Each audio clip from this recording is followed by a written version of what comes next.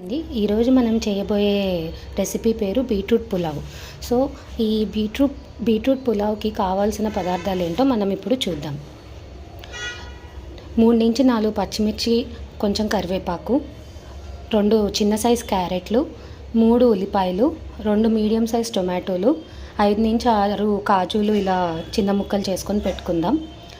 మసాలాలకి 2 బిర్యానీ ఆకులు, ఒక చిన్న చెక్క, జావిత్రి, కొంచెం జీలకర్ర, 3 నుంచి 4 లవంగాలు.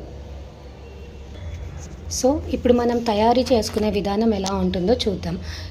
స్టవ్ మీద ఒక కుక్కర్ పెట్టి అందులో కొంచెం ఆయిల్, కొంచెం నెయ్యి వేసుకుందాం. ఇవి వేడయ్యేదాకా చూద్దాం. సో మనం ఇప్పుడు ఈ బిర్యానీకి కావాల్సిన, పులావ్కి కానీ బిర్యానీకి కావాల్సిన పదార్థాలు ఫస్ట్ మనం చెప్పుకుందాం కదండి. అవన్నీ ఇందులో వేసి కొంచెం ఫ్రై అయ్యేదాకా వెయిట్ చేద్దాం. ఈలోపు మనం ఏం చేయాలి అంటే, basmati rice, India gate basmati rice వాడుతున్నాను నేనైతే. బాస్మతి రైస్ మాకు 1.5 కప్పు, ఈ కప్పుతో 1.5 కప్పు రైస్ తీసుకున్నాను. దీనికి 1కి 2 కప్పులు నీళ్ళు పోసుకొని ఒక అరగంట సేపు నానబెట్టుకుందాము. మసాలా ఫ్రై అయిన తర్వాత మనము పచ్చిమిర్చి, కరివేపాకు వేసుకుందాము.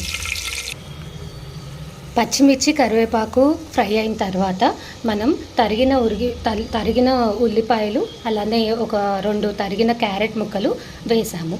ఇప్పుడు ఇవి కొంచెం ఫ్రై అయిన తర్వాత మనం అల్లం వెల్లుల్లి పేస్ట్ వేసుకొని, తగినంత ఉప్పు, కొంచెం పసుపు వేసుకొని మనము కాసేపు ఉడకనిద్దాము. ఇంతకీ బీట్రూట్ పులావ్ అంటే అన్నీ చెప్తున్నారు కానీ బీట్రూట్ లేదని ఆలోచిస్తున్నారా? ఈ బీట్రూట్ని ఇప్పుడే ఉడకపెట్టి ఒక పెద్ద సైజు ముక్కలుగా తరుక్కున్నాను. 1.5 బీట్రూట్ని దాన్ని ముక్కలుగా చేసి దాన్ని ఇప్పుడే ఉడకపెట్టి తీసానండి. ఇప్పుడు దీన్ని పేస్ట్ చేసి మనము పులావ్లో వాటర్ వేసే బదులు ఈ బీట్రూట్ వాటర్ వేస్తామండి. సో ఆ వాటర్ బాగా బియ్యానికి అంటుకొని మంచి ఫ్లేవర్ వస్తుంది. ఇప్పుడు మనం వేసే మసాలాలని చూద్దాం. 1.5 స్పూన్ ఉప్పు తీసుకున్నానండి నేను, 1/2 స్పూన్ పసుపు, ఇవన్నీ టీ స్పూన్లే, టేబుల్ స్పూన్లు కాదు. 2 చిటికెళ్ళు పెప్పర్ పౌడర్, 2 చిటికెళ్ళు గరం మసాలా, ఒక టీ స్పూన్ కారం వేస్తున్నానండి. మా పాప ఇంకా మా అత్తయ్య గారు తింటారు కాబట్టి కారం నేను వాటికి సరిపడా వేస్తున్నాను.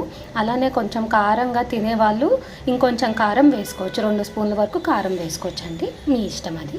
ఇప్పుడు మనం ఇందాక చెప్పిన మసాలాలన్నీ వేసుకున్నాం కదండి. కలర్ కొంచెం మారింది. ఇంకొంచెం ఫ్రై అయిన తర్వాత మనం అల్లం వెల్లుల్లి పేస్ట్ వేసుకొని, అది కూడా ఫ్రై అయిన తర్వాత టమోటాలు వేసుకుందాం. మిక్సీలో మనం ఉడకబెట్టుకున్న బీట్రూట్ వేసి పేస్ట్ చేసుకుందామండి.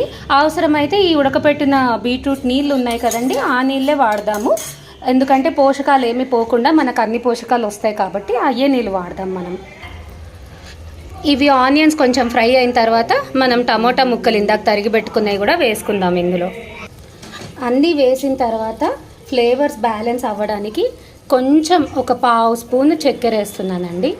మనం ఇందాక పేస్ట్ చేసుకున్న బీట్రూట్ని ఒకసారి వడకడదాము. ఒకవేళ మనం బీట్రూట్కి, చపాతీలోకి ఈ బీట్రూట్ పేస్ట్ వాడేటట్టయితే ఈ వడకట్టాల్సిన స్టెప్ మనం స్కిప్ చేయొచ్చు. కాకపోతే ఇది రైస్లో వాడుతున్నాం కాబట్టి నోటికి తగులుతూ ఉంటే అంతగా బాగోదు, అందుకనే నేను వడకడుతున్నాను. టమోటాలు ఆల్మోస్ట్ 70% మగ్గాక మనం అల్లం వెల్లుల్లి పేస్ట్ వేసి కొంచెం ఫ్రై చేసుకుందాం.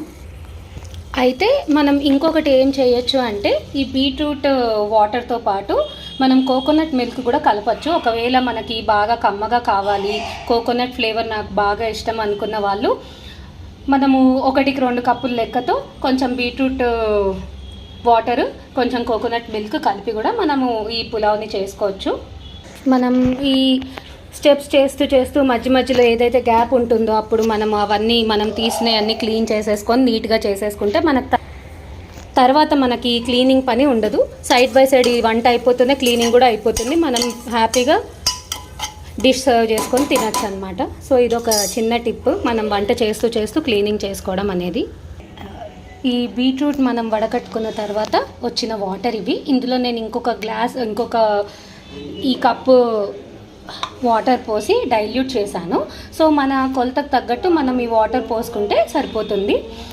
ఇలా బీట్రూట్ వాటర్ వేయడం బదులు మేము బీట్రూటే కోరి వేసుకుంటామన్నా 100% అలా కూడా చేసుకోవచ్చండి.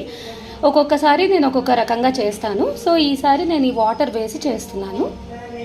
అయితే మనం ఎంత ఉడకబెట్టుకున్నా స్ట్రెయిన్ చేసినా కూడా ఇంకొంచెం పచ్చి స్మెల్ అనేది ఉంటుందండి ఈ బీట్రూట్ వాటర్కి. సో అందుకనే మనము ఈ వాటర్ని మనం కొంచెం మరిగించి తర్వాత సీజనింగ్ ఒకసారి చెక్ చేసుకొని సాల్ట్ కానీ ఇంకేమైనా పడతాయేమో చూసి, ఒకవేళ ఏమైనా పడేటట్టయితే ఈ స్టెప్ దగ్గర మనము ఫ్లేవర్స్ బ్యాలెన్స్ చేసుకోవచ్చండి. ఒకసారి ఈ బీట్రూట్ వాటర్ మరిగిన తర్వాత ఇంకా మనము నానబెట్టిన బాస్మతి రైస్ వేసేసి కుక్కర్ పెట్టేసి ఒక 2 విజిల్స్ రానిచ్చుకుంటే సరిపోతుందండి. ఇప్పుడు మనం కొంచెం కొత్తిమీర వేసుకుందామండి. నేను పుదీనా వేయట్లేదు, ఎందుకంటే ఆల్రెడీ మనం ఇన్ని ఫ్లేవర్స్ యాడ్ చేసాం కాబట్టి ఎక్కువ ఫ్లేవర్స్ అయినా కూడా ఒక్కోసారి డిష్ మనకు వర్కౌట్ కాదు. సో అందుకనే కొత్తిమీర ఒకటి వేసి నేను ఇంకా స్టాప్ చేస్తున్నాను. సో వాటర్ బాయిల్ అవుతున్నాయి కదండి, ఇక్కడ నాకు కొద్దిగా సాల్ట్, కొంచెం గరం మసాలా తక్కువైంది. సో నేను అవి 2 వేసుకొని ఇప్పుడు వాటర్ బాయిల్ అయినాయి కాబట్టి ఇంకొక 2 మినిట్స్లో నేను రైస్ యాడ్ చేసేస్తాను. చూసారు కదండి, బాస్మతి బియ్యం బాగా నానినాయి మంచిగా అరగంట సేపు. ఈ ప్రాసెస్ అంతా స్టార్ట్ చేయకముందు మనము ఇవి నానపెడితే కరెక్ట్గా మనం రైస్ వేసే టైంకి ½ అన్ అవర్ అయిపోతుంది. సో రైస్ వేసేసి మనం కుక్కర్ పెట్టేయచ్చు. ఇప్పుడు నేను ఈ రైస్ వాటర్లో వేస్తున్నాను.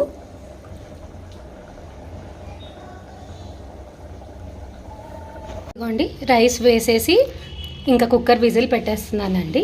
సో ఈ ప్రాసెస్ తర్వాత ఇంకా విజిల్ అయిపోతుంది, నేను మీకు చూపిస్తాను. మనము ఒక 3-4 డ్రాప్స్ లెమన్ వేసామండి. నిమ్మకాయ రసం వేయడం వల్ల రైస్ పొడి పొడిగా వస్తుంది.